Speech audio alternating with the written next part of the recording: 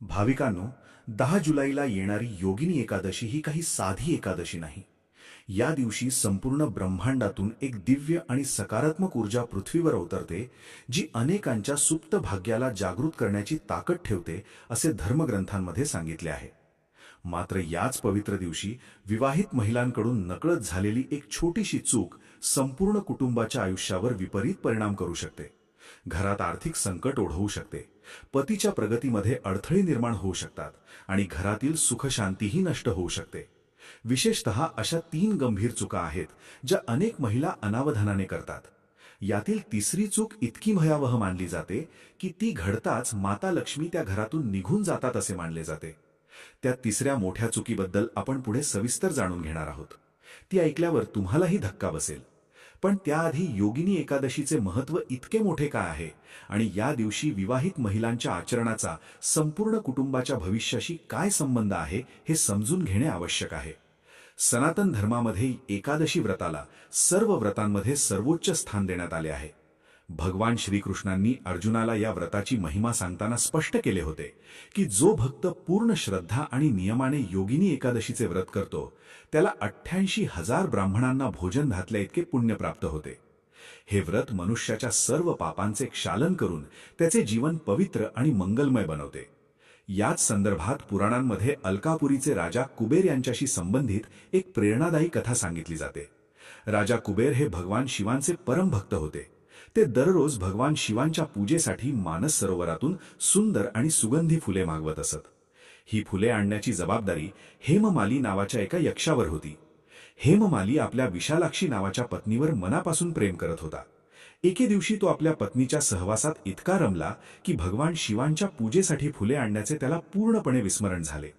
राजा कुबेर पूजा करण्यासाठी फुलांची वाट पाहत राहिले, पण दुपार उलटून गेली तरी हेममाली आला नाही. शेवटी सैनिकांनी त्याचा शोध घेण्यासाठी पाठवले. सैनिकांनी परत येऊन सांगितले की हेममाली आपल्या पत्नीसोबत वेळ घालवत आहे. हे ऐकताच राजा कुबेर संतापाने थरथर कापू लागले. त्यांनी ताबडतोब हेममालीला दरबारात बोलावून कठोर शब्दात शाप दिला. तू मोहाच्या आहारी जाऊन स्वतः महादेवांच्या पूजेत विघ्न आणले आहेस. त्यामुळे आजपासून तू या दिव्य नगरीत राहण्यास पात्र राहणार नाहीस. पृथ्वीवर जाऊन भयंकर दुःख भोगशील आणि तुझ्या प्रिय पत्नीपासून कायमचा दूर राहशील. शाप मिळताच हेममाली थेट पृथ्वीवर कोसळला. त्याचे सुंदर दिव्य शरीर भयंकर कुष्ठरोगाने ग्रासले. तो वेदनेने तडफडू लागला. त्याला आपल्या चुकीचा मनापासून पश्चात्ताप झाला. तो जंगलात डोंगर दऱ्यांमध्ये भटकत राहिला. भूक आणि तहानेने व्याकुळ झालेला हेममाली अखेरीस महर्षी मार्कंडेय यांच्या आश्रमात पोहोचला. महर्षींनी त्याची दयनीय अवस्था पाहून विचारले, वत्सा, असे कोणते पाप केलेस की तुझ्यावर ही वेळ आली? तेव्हा हेममालीने रडत रडत संपूर्ण घटना सांगितली. त्याची कथा ऐकल्यावर महर्षी मार्कंडेय म्हणाले, तुझे भाग्य अजूनही संपलेले नाही. तू योग्य ठिकाणी आला आहेस. आषाढ महिन्याच्या कृष्ण पक्षातील योगिनी एकादशीचे व्रत श्रद्धेने कर. या व्रताच्या प्रभावाने तुझे सर्व पाप नष्ट होतील आणि तुला पुन्हा तुझे दिव्य रूप प्राप्त होईल. तसेच तुझ्या पत्नीशीही पुनर्भेट होईल. ही पवित्र कथा आपल्याला सांगते की योगिनी एकादशीमध्ये किती अद्भुत आणि चमत्कारिक शक्ती दडलेली आहे. हे व्रत केवळ पापांचा नाश करत नाही, तर माणसाच्या जीवनातील अनेक संकटे आणि दुःख दूर करण्याची शक्तीही यात आहे, असे धर्मग्रंथांमध्ये सांगितले आहे. म्हणूनच धराची लक्ष्मी मानल्या जाणाऱ्या सुवासिनी महिलांनी या दिवशी विशेष सावधगिरी बाळगणे आवश्यक आहे. कारण घरातील सुखसमृद्धी, पतीचे आरोग्य, दीर्घायुष्य आणि कुटुंबाचे सौभाग्य हे मोठ्या प्रमाणात गृहलक्ष्मीच्या आचरणाशी जोडले जाऊन मानले जाते. जेव्हा घरातील स्त्री या दिवशी धार्मिक नियमांकडे दुर्लक्ष करते, तेव्हा त्याचा परिणाम संपूर्ण कुटुंबावर होऊ शकतो.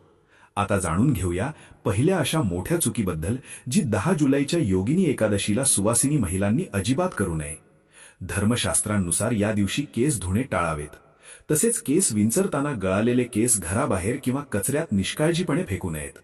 अध्यात्म आणि पारंपरिक मान्यतांनुसार एकादशीच्या दिवशी वातावरणात दिव्य ऊर्जेचा प्रभाव अधिक असतो. अशा वेळी केस धुतल्याने शरीरातील ऊर्जेचे संतुलन बिघडते आणि घरातील सकारात्मक स्पंदने कमी होतात असे मानले जाते. तसेच या दिवशी गळालेले केस चुकीच्या पद्धतीने टाकल्यास राहू केतूचा अशुभ प्रभाव वाढू शकतो. याचा परिणाम पतीच्या व्यवसायावर, नोकरीतील प्रगतीवर आणि घरातील आर्थिक स्थितीवर होऊ शकतो. त्यामुळे जर केस धुणे आवश्यक असेल तर ते एकादशीच्या आदल्या दिवशीच करून घ्यावेत. 10 जुलैच्या सूर्योदयापासून पुढील दिवसाच्या सूर्योदयापर्यंत शक्यतो केसांना पाणी लावणे आणि जोराने विंचरणे टाळावे. याच पहिल्या चुकीशी संबंधित आणखी एक महत्त्वाची गोष्ट म्हणजे सुवासिनींचे सौभाग्यचिन्ह. योगिनी एकादशीच्या दिवशी हातातील बांगड्या काढू नयेत. तसेच कुंकू, बिंदी, पैंजण किंवा इतर कोणतीही सौभाग्याची वस्तू दुसऱ्या महिलेला दान देऊ नये किंवा तिच्याकडून उधारही घेऊ नये. अशी मान्यता आहे की असे केल्याने आपल्या घराचे सौभाग्य दुसऱ्याकडे वळते आणि आपल्या आयुष्यात हळूहळू अभाव निर्माण होऊ लागतो.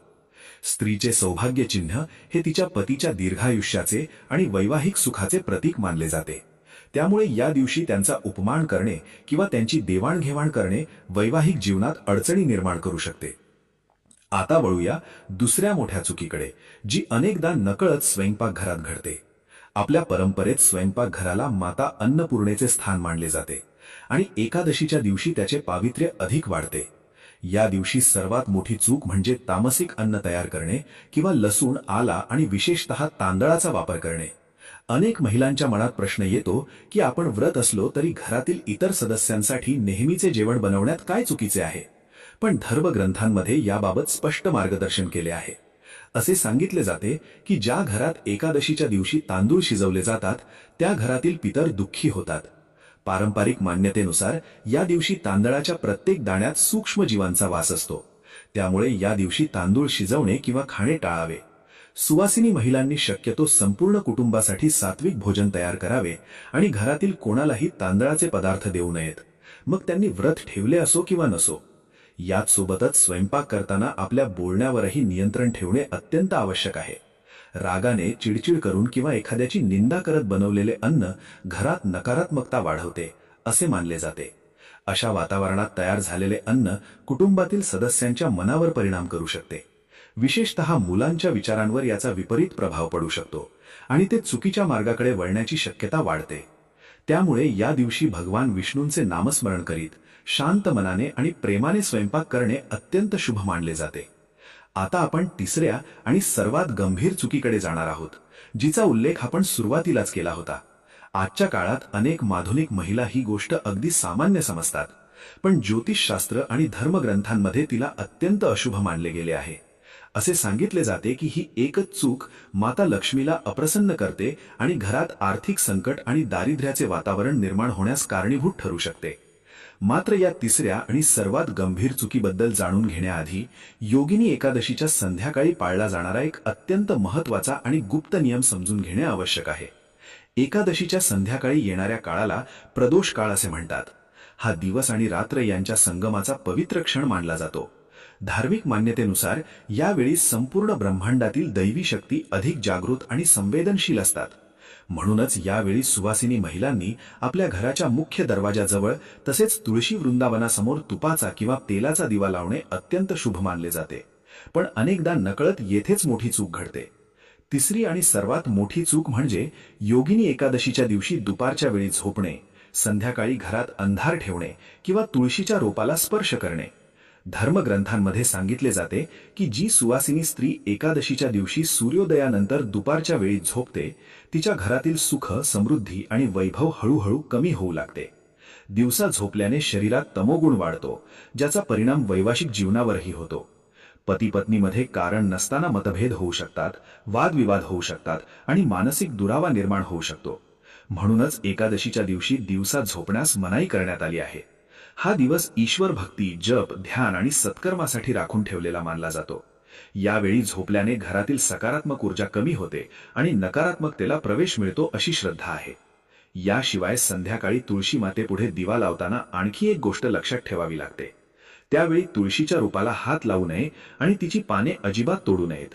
धार्मिक मान्यतेनुसार एकादशीच्या दिवशी तुळशी माता स्वतः भगवान विष्णूंसाठी व्रत पाळत असतात. अशा वेळी त्यांच्या पानांना स्पर्श करणे किंवा ती तोडणे हे अशुभ मानले जाते. त्यामुळे तुळशी माता अप्रसन्न होतात असे शास्त्रात वर्णन आहे. ज्या घरात एकादशीच्या संध्याकाळी तुळशीची पाने तोडली जातात किंवा रोप हलवले जाते त्या घराच्या कर्त्या पुरुषाच्या आरोग्यावर विपरीत परिणाम होऊ शकतो अशी श्रद्धा आहे. त्यामुळे दिवा लावताना फक्त दुरून नमस्कार करावा आणि तुळशीची पूजा भक्तिभावाने करावी. याचबरोबर संध्याकाळच्या वेळी घराचा मुख्य दरवाजा पूर्णपणे बंद ठेवू नये.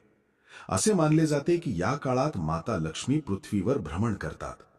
ज्या घरात प्रकाश, स्वच्छता आणि भक्तीचे वातावरण असते त्या घरात त्यांची कृपा कायम राहते. पण ज्या घरात अंधार, अस्वच्छता किंवा नकारात्मक वातावरण असते तेथून त्या परत जातात. अनेक महिला संध्याकाळी वेळेवर दिवे लावण्याकडे दुर्लक्ष करतात किंवा उशिरा दिवा लावतात. योगिनी एकादशीच्या दिवशी ही छोटीशी चूकही शुभफल कमी करणारी मानली जाते. सूर्यास्ताच्या वेळी निसर्गात मोठे परिवर्तन घडत असते. या काळात सकारात्मक आणि नकारात्मक अशा दोन्ही प्रकारच्या शक्ती सक्रिय असतात. जर यावेळी घरात शांतता, भगवानाचे नामस्मरण आणि भक्तिमय वातावरण असेल तर संपूर्ण कुटुंबावर दैवी संरक्षण लाभते. पण जर घरात भांडण, ओरड, दुःख किंवा तणावाचे वातावरण असेल तर त्या सकारात्मक ऊर्जेचा प्रभाव कमी होतो. म्हणूनच आपल्या आजी आजोबांनी आणि पूर्वजांनी नेहमीच संध्याकाळच्या वेळी देवापुढे दिवा लावून प्रार्थना करण्याचा आणि घरात शांतता राखण्याचा सल्ला दिला आहे. या योगिनी एकादशीला या प्राचीन परंपरा विसरू नका, तर त्या आपल्या दैनंदिन जीवनाचा एक भाग बनवा. विचार करा, एका बाजूला तुम्ही दिवसभर उपवास करता, सर्व नियम पाळता, पण संध्याकाळी झालेल्या एका छोट्याशा चुकीमुळे त्या व्रताचे पुण्य कमी होऊ शकते. म्हणून 10 जुलैला या सर्व गोष्टी लक्षात ठेवा. दुपारच्या वेळी आळस टाळा, भगवान विष्णूंच्या नामाचा जप करा आणि संध्याकाळ होताच संपूर्ण घरात प्रकाश करा. मुख्य दरवाजासमोर तुपाचा दिवा लावा आणि तुळशी मातेसमोर दिवा ठेवून दुरूनच नम्रतेने प्रार्थना करा. याशिवाय या पवित्र रात्री आणखी एक महत्त्वाचा नियम पाळावा.